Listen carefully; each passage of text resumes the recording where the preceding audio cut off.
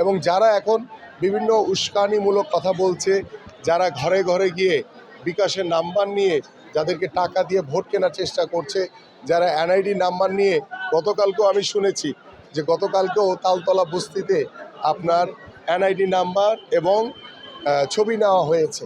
এটার উদ্দেশ্যটা কি, এটা ওই জামাতের যিনি প্রার্থী আছেন তিনি ভালো বলতে পারবেন যে তিনি কোন উদ্দেশ্যে নিয়েছি। আমরা তো চাই গণতান্ত্রিক একটি পন্থা এবং নিরপেক্ষভাবে একটি ভোট হোক। আপনি আমার পাশ দিয়ে মিছিল করে যাবেন, তাদের দোষটা কোথায়?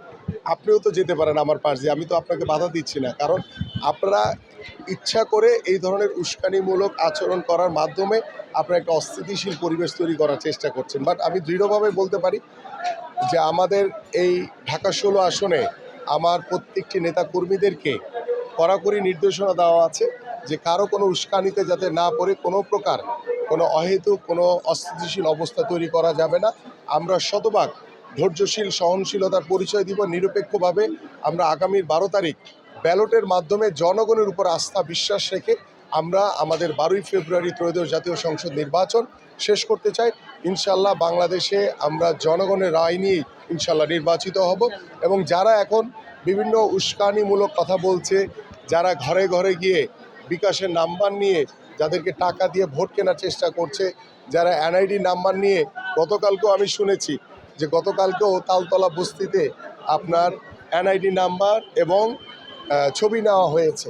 এটার উদ্দেশ্যটা কি, এটা ওই জামাতের যিনি প্রার্থী আছেন তিনি ভালো বলতে পারবেন যে তিনি কোন উদ্দেশ্যে নিয়েছি।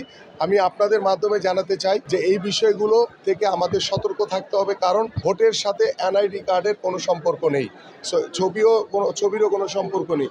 এই জায়গা থেকে আমার কাছে মনে হয় যে তাদের নিশ্চয়ই কোনো ষড়যন্ত্র বা কোনো দুর্বিসন্ধি উদ্দেশ্য রয়েছে। সেই উদ্দেশ্য বাস্তবায়নের জন্য তারা এই ধরনের কর্মপরিকল্পনা করছে। যদিও আমরা প্রত্যেকটি বাসায় বাসায় আমাদের নেতাকর্মী এবং আমাদের নির্বাচন কমিশনেও আমরা বিষয়গুলো অবগত করেছি যে জামাতের প্রার্থী এবং তাদের নেতৃবৃন্দরা ঘরে ঘরে গিয়ে বিকাশের নাম্বার এবং এনআইডি নাম্বার নিয়ে একটি অস্থিতিশীল পরিবেশ তৈরি করার চেষ্টা করছে।